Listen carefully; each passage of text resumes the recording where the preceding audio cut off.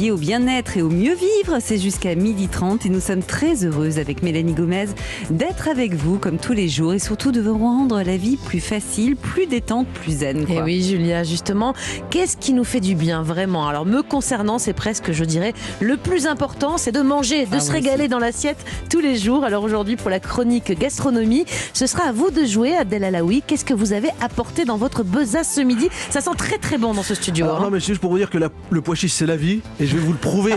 Oui, parce que le pois chiche comme ça paraît pas sexy, Non. mais franchement, ça sent très bon. C'est hyper bon. Il n'y a que du pois chiche là-dedans, Que dans du pois toutes chiche, les petites 100% barquettes. pois chiche. Oh là là, génial. Ça va envoyer du... bref. C'est ça, on a compris. Du lourd. Je suis curieuse de goûter tout ça. Ensuite, ce sera donc au tour, dans l'ordre du docteur Oren Marco, alias Bonjour, Docteur les filles. Beauty. Bonjour tout le monde. docteur. Alors, vous êtes en quelque sorte habillé en rose aujourd'hui, d'une certaine façon en tout cas. Exactement. C'est le mois d'octobre et en octobre, c'est Octobre Rose. Donc, c'est la prévention pour les cancers du sein. On va parler des techniques de reconstruction mammaire. Eh bien, Très bien. très intéressant. Et merci. puis enfin, donc la partie tendance de l'émission se terminera dans le dynamisme, dans le sport. On ne ménage pas nos efforts jusqu'à la dernière minute dans cette émission. Ce sera vous, le bouquet final aujourd'hui, Jean-Marc Delors. Oh là Vous là. avez vu comment je vous lance, c'est beau, hein. Quel est le programme? Mais on va prendre soin de son dos aujourd'hui. On va voir ce qu'on peut faire et les exercices qui vont avec. Parce que même quand on a mal, on peut bouger. Et au contraire, c'est presque un Il traitement. faut surtout bouger. Oui. Bon, très bien, on va voir ça, Jean-Marc. On vous retrouve dans quelques minutes parce que tout de suite, il est l'heure de passer à table dans Bien fait pour vous. Europe 1, bien fait pour vous. Les tendances. Eh bien voilà, on démarre donc la séquence tendance de cette émission. Il est midi et on a faim. Mais ça sent tellement bon dans ce Ah, ça studio. tombe bien, c'est notre chef C'est vrai. cuisinier qui va démarrer ce tour de table des tendances ce midi. Abdel Alaoui, franchement, vous disiez tout à l'heure, les pois chiches, c'est la vie, c'est pas un peu exagéré? Ouais, si, c'est vraiment la vie. Et en plus, on est mardi, journée classique où tout le monde porte encore son masque, les gens tombent malades à cause du temps. On a même rallumé les radiateurs. C'est vrai, vrai, tout moi, à ça fait y est. hier, moi. Bref. Depuis ce week-end chez Ouais. moi. Bah, du coup, c'est la crise, quoi. Y a pas de... Alors, profitons de cette crise pour manger des bons produits simples auxquels on ne pense pas le reste du temps. Bientôt, ce sera la reprise économique. Tout le monde nagera dans le caviar et on oubliera l'existence des Pois chiches. En attendant, c'est pas cher et là, on peut les manger tout de suite, hein, c'est Ouais, ça. exactement. Et bien moi, je n'oublierai pas ce pois chiche. Je milite pour l'ouverture des boîtes de pois chiches, même si ça pue. Je sais pas si vous avez remarqué quand on ouvre une boîte. C'est pas terrible. Ça, ouais. ça sent mauvais. Mais c'est tellement bon, les pois chiches. On le retrouve d'ailleurs en farine, en boîte de conserve, en sec, les pois chiches secs. Comme disait ma mère, mange vite ton pois chiche, sinon le lot te mangera. Non mais vraiment, j'ai jamais capté pourquoi. Elle disait vraiment ça, votre maman. Elle disait vraiment C'est ça. drôle. Du coup, elle nous a mangé 2-3 kilos de pois chiches chacun le midi. Et on arrivait en classe, c'était la guerre de... Bref. Les filles... Le pois chiche, c'est très bon et même pour la santé. On y retrouve beaucoup de nutriments, du zinc, des fibres. Il diminue la pression artérielle, tout simplement moins de risque de maladie cardiaque. Il remplace la viande et c'est du bon gras. Ah bah du bon justement. cholestérol. On en parlait à l'instant. Bah avec le oui, c'est donc professeur. bon pour le foie probablement. Exactement. C'est très bon pour on le rappellera foie. le professeur Castera pour lui demander. Vous dites ça pue, moi quand j'achète les bocaux en verre, je trouve que ça sent pas tellement mauvais. C'est peut-être dans les conserves. C'est un peu plus classe quand même, les bocaux en verre. Ouais, Voilà, ouais. moi j'en ai toujours dans mes placards. Ouais, Bon, mais- on y va, stop pour Alors, les quand anecdotes on parle- personnelles. Et quand on parle pois chiche, forcément, on pense à quoi, vous savez, non? Ah, l'houmous. Ouais. Le houmous, ouais, c'est Ouais. exactement. Alors c'est une spécialité du Moyen-Orient. Alors il y a même une guéguerre entre le Liban et Israël. On peut atteindre presque 5000 kilos par pays. Ah ouais, et de du coup, c'est houmous. vraiment une compétition de houmous, le plus grand houmous du monde. On retrouve le pois chiche évidemment sur le couscous, Ah, comme ça, ça, c'est bon, hein. comme une garniture. Il y a aussi une confrérie de pois chiches à Rougier. Carrément. À Rougier, on se rassemble dans un petit village provençal. Vous dites on se rassemble, vous êtes président? Ouais, c'est moi. Ça se voit, là. Président du club du pois chiche. Non, la confrérie, Le pardon, mec du il pois ramasse toujours chiche. ses pois chiches dans son sac. donc.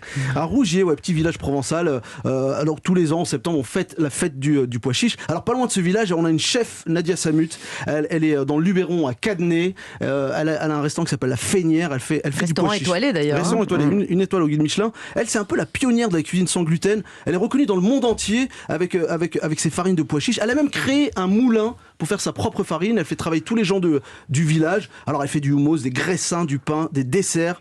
Et c'est tellement bon. Bon, Abdel, vous avez des recettes à nous donner et qu'on pourra reproduire chez nous à base de pois chiches. Allez-y. Ouais, alors on a le houmous, tout classique. Hein. Je sais pas comment vous le faites, vous, Mélanie, chez vous, le houmous.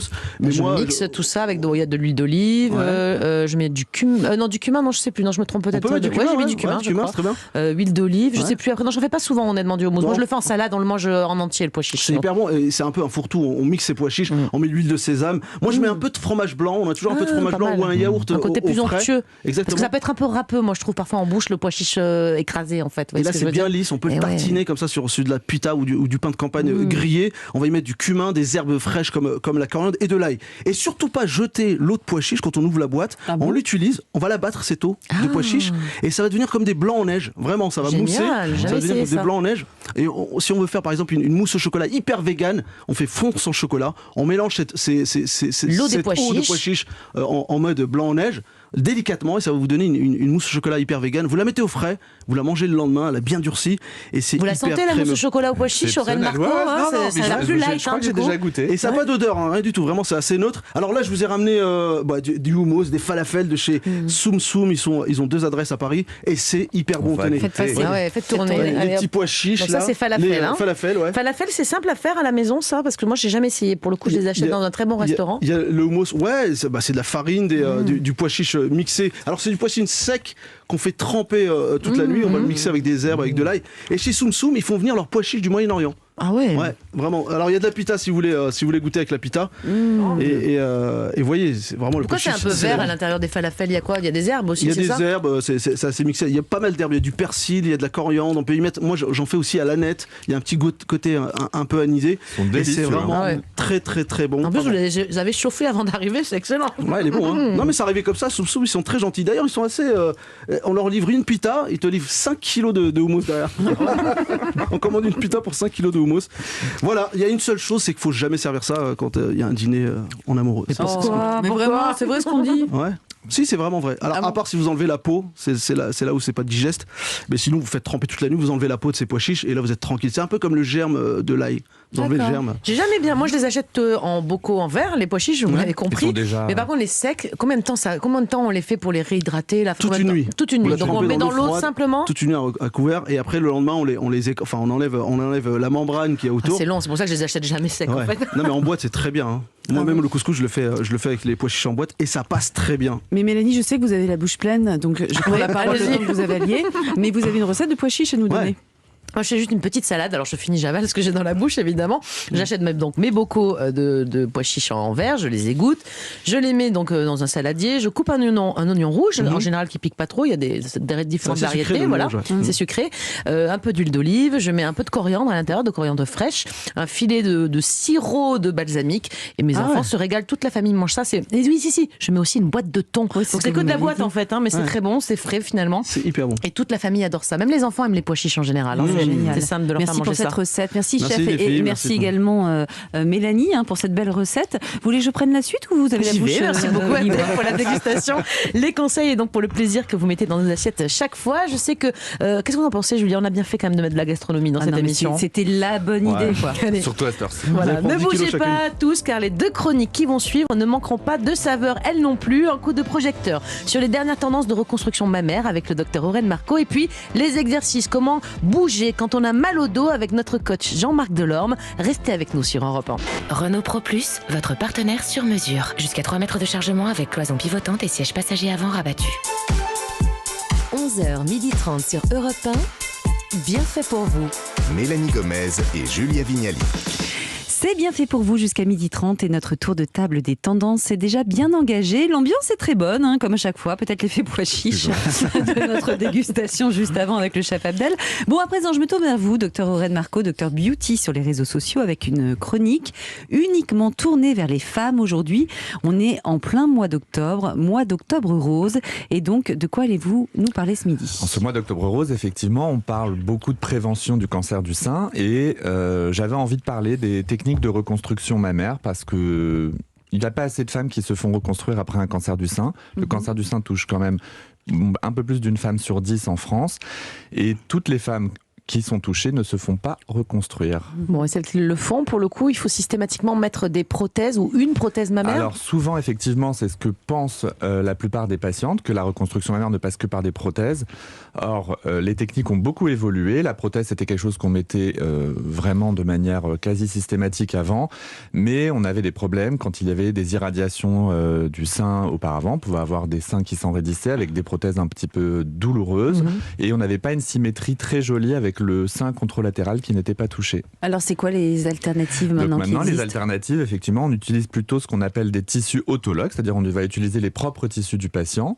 Et donc on a deux grandes techniques, les techniques de lambeau, c'est-à-dire qu'on va prélever dans une autre partie du corps la peau, fesse ou la cuisse, enfin un lambeau de muscle, c'est ça? Alors, dans le dos même, je crois, dans le dos. Voilà, alors dans le dos, il y a le lambeau de muscle, du muscle grand dorsal, et puis sur le reste du corps, le plus commun, c'est le diep, c'est-à-dire qu'on va prendre la peau du ventre avec le tissu graisseux et on rebranche les vaisseaux, c'est des techniques de microchirurgie, on rebranche les vaisseaux abdominales au niveau thoracique et on peut recréer un sein avec une forme et un galbe qui est très naturel. Sans prothèse, du tout. Sans prothèse, du tout. Avec ce diep qui a été lancé il y a plusieurs années, après ça c'est effectivement, on a fait encore plus de recherches et maintenant on prélève également la face interne de la cuisse ou bien une zone au niveau de la fesse et ça permet, alors effectivement il y a une zone qui est donneuse où il y aura une cicatrice, mais en fonction de la morphologie de la patiente, on peut choisir tel ou tel lambeau. D'accord, et vous qui refaites beaucoup de seins, oui. Est-ce que vous trouvez qu'il y a une technique qui est meilleure que l'autre ou ça dépend vraiment En fait, il n'y a pas une technique qui est meilleure que l'autre, je trouve qu'il n'y a pas un chirurgien meilleur qu'un autre. Le chirurgien qui va reconstruire va toujours essayer de faire le mieux pour sa patiente avec sa meilleure façon de faire. Donc c'est vrai que pour une même patiente, on peut avoir différentes propositions en fonction de l'école où elle va. Quand j'appelle une école chirurgicale. Si elle va dans tel ou tel CHU pour se faire reconstruire, on a des fois des équipes qui prônent telle ou telle technique. Mais après, c'est comment elle se sent. Est-ce qu'elle a envie de faire cette technique en une fois? C'est-à-dire que quand vous faites un lambeau, c'est une opération. Et on n'en parle plus. Et on n'en parle plus. Et puis, il y a une nouvelle aussi, un essor là actuel. Des injections de graisse, c'est ça, dans la poitrine. Les injections de graisse, ce sont, c'est des techniques là où l'avantage, en fait, c'est qu'on n'a pas de cicatrice de zone donneuse. Les interventions, elles sont multiples, c'est-à-dire que vous faites opérer plusieurs fois, mais des très courtes interventions. C'est comme une liposuction, hein, vous allez récupérer la graisse sur les hanches ou là où il y en a, en tout cas. Donc, c'est pour des patientes qui ont une morphologie assez fine, avec un petit peu de gras, mais pas forcément beaucoup de peau en trop. Et donc, du coup, on peut prélever la graisse, on purifie la graisse, on la centrifuge, elle devient du coup il n'y a pas de rejet, c'est de l'autologue, c'est de la greffe de la patiente. C'est la greffe de la patiente. Le seul souci, alors c'est que c'est des petites interventions non douloureuses, mais au moins, au fur et à mesure, on peut reconstruire un sein qui renaît petit à petit. Et ça, c'est intéressant. Alors, dans le sein, il y a aussi l'aréole. Comment vous faites? Alors, l'aréole, pendant très longtemps, ça a été des greffes qu'on prélevait, des greffes de peau qu'on prélevait au niveau de la face interne de cuisse, ou bien, et on reconstruisait aussi le mamelon en faisant un petit lambeau. Oui, parce que parfois on doit le retirer, et quand on retire la tumeur, on doit retirer toute l'aréole et le mamelon. Parce que souvent les cancers se trouvent derrière l'aréole, c'est un endroit assez touché. Et maintenant, on a des dermopigmenteuses ou des tatoueuses. Et Maud Ravier est venue nous en parler d'ailleurs dans l'émission. Je vous invite à retrouver cette émission qui a été diffusée vendredi, donc 1er octobre.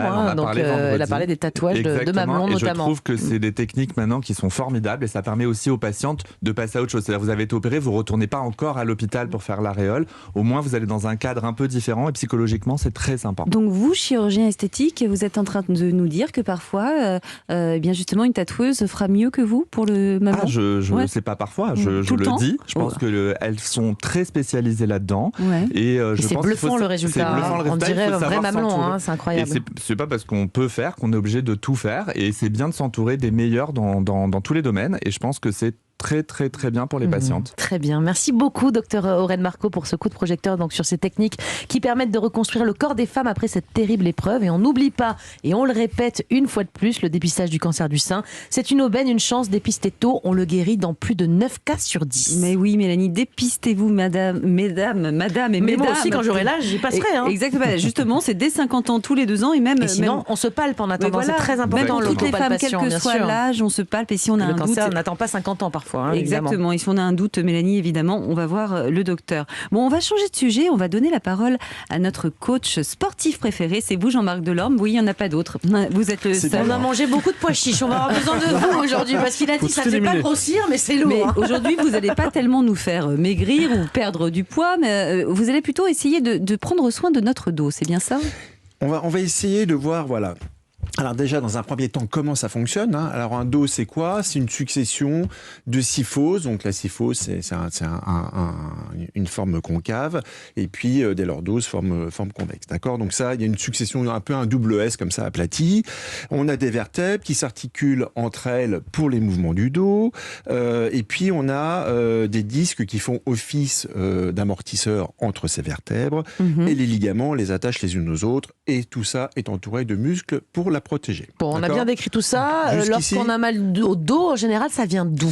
Alors, évidemment, on ne peut pas balayer toute la pathologie, mais les pathologies les plus courantes sont les névralgies, donc les compressions au niveau d'un nerf. Alors, c'est des conflits, hein, la fameuse sciatique, la cruralgie. Hein. Donc ça, Ça fait mal. Ça fait très mal. Ouais. Donc ça, après... Les inflammations au niveau du muscle et du tendon, hein, par exemple le lumbago. Okay. Ça fait mal aussi. Ça fait très mal aussi. Voilà. Et puis le dernier grand groupe, c'est l'ostéo-articulaire. Donc ça, c'est la dégénérescence des cartilages, comme l'arthrose. Voilà. Donc ça, c'est surtout dû à l'inactivité, les charges répétées, les pincements, etc., etc. Mais souvent, nous, on a mal au bureau, devant son ordinateur. Qu'est-ce qu'on fait dans ces cas-là? Alors justement, on va faire un petit focus comme ça sur les positions du bureau. Alors déjà, il y a quelque chose qui est très très bien, c'est au niveau du siège. Si vous n'avez pas encore le dos assez musclé, pourquoi pas de prendre un Swiss ball? Vous savez, les Swiss balls, c'est les gros ballons qu'on utilise souvent avec les femmes enceintes. Donc ça, si vous mettez ça devant votre poste de travail, vous avez différentes hauteurs, mais il faut en prendre un qui soit à votre hauteur et qui soit où vous avez une position le tronc avec les jambes 90 on le met dans le dos, le ballon, c'est ça? Non, vous asseyez dessus. On s'assoit on le met sur la chaise, quoi, d'accord. Complètement. Okay. On n'a pas de dossier. Il n'y a pas de dossier. Il y a pas de chaise. Je suis toujours assise au bout de la chaise. Moi, je me sers jamais du dossier. Donc, et également un autre angle droit, hein, d'accord, avec la jambe et le tibia, d'accord. Et votre poste de travail. Et quand on est trop petite comme moi, que les pieds ne touchent même pas par terre, on fait comment? Alors, faut prendre un Swiss ball petit. C'est ça. D'accord. Et puis votre regard au niveau du poste de travail. Donc déjà une bonne position au travail, on y passe. Ça limitera les douleurs. Ça va déjà limiter les douleurs. Donc ça, c'est une première chose. Deuxièmement, faire des pauses. Hein, les pauses où on se lève en fait, c'est ça. Voilà, hein, on se lève, on peut faire. Exactement. Vous, chirurgien d'ailleurs, quand vous passez des heures au bloc, comment vous faites pour votre dos? Vous avez des petits exercices? Non, en fait, on a la chance d'avoir des tables qui se mettent à hauteur, donc c'est vrai que ça nous aide. Par contre, si on a avec nous un infirmier qui fait 1m50 quand on fait 1m80, c'est embêtant. C'est un peu embêtant. Sinon, essayez avec un Swiss ball dans le dos, là, un ballon au bloc, ça peut peut-être vous aider. Mais moi, ce qui m'intéresse, Jean-Marc, c'est les exercices qu'on peut faire justement pour lutter une fois qu'on a le mal de dos. Alors, qu'est-ce qu'on fait? Exactement. Alors, dès que vous avez des tensions, hein, on peut commencer à faire des petits étirements, par exemple. Alors, on peut... Julien se met toujours en pratique, là, c'est étiré, vous la voyez sur europe1.fr, bien sûr. C'est presque ça, voilà. Il y a effectivement cet étirement qui est un peu façon fouille de policier, vous voyez, comme dans les films américains, là où on met les mains sur le capot, jambes écartées. Voilà. Et ça, en fait, le fait d'avoir un angle droit entre le dos et les membres inférieurs, ça va vraiment... pour la fouille. Aussi. Merci.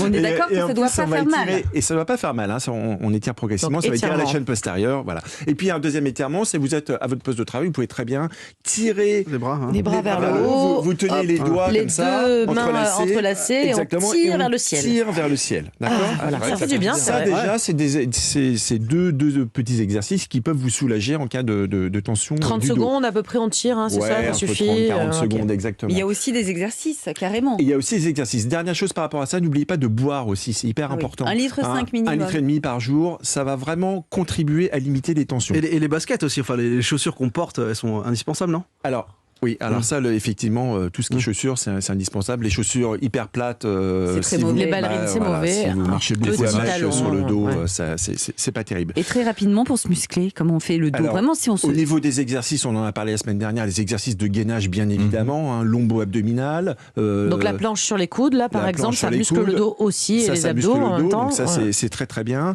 Et aussi les exercices pour le haut du corps, de la ceinture scapulaire, donc les rotations. C'est quoi la ceinture scapulaire? La ceinture scapulaire, c'est tout ce qui entoure la Moi, je connais tout dans les pois chiches, par contre, la ceinture scapulaire, ça... Alors, la scapula, c'est quoi? C'est l'omoplate. Donc, en fait, c'est tous les muscles qui entourent les omoplates. D'accord. Je sais même pas si j'en ai, moi, mais bien si, c'est obligé. Et moi, j'ai entendu dire qu'il fallait faire du vélo. Est-ce que vous confirmez? Oui, parce que c'est un sport porté, c'est très bien. Alors, quand vous faites du vélo, juste faites attention à ce que le bassin ne parte pas de bas en haut. Essayez que ce soit vraiment bien rectiligne. C'est juste les jambes qui bougent et pas le bassin. Et là, ça va vraiment contribuer à travailler le bas des abdos et aussi les jambes. Et donc, vous aider pour le dos. Bon, je vois Abdel Alaoui qui hoche la tête, hein. Vous avez compris tous les exercices. En ce moment, je fais du vélo tous les soirs. Et moins mal au dos alors, du coup? J'ai moins mal au dos et j'ai changé de basket. Je mets des semelles plates. Très bien. Il mange toujours autant de pois chiches. Merci beaucoup Jean-Marc, merci Avec plaisir. à tous les trois hommes aujourd'hui dans ce studio pour C'était cette pas désagréable. tendance et ces conseils qui nous font du bien tous les jours dans cette émission.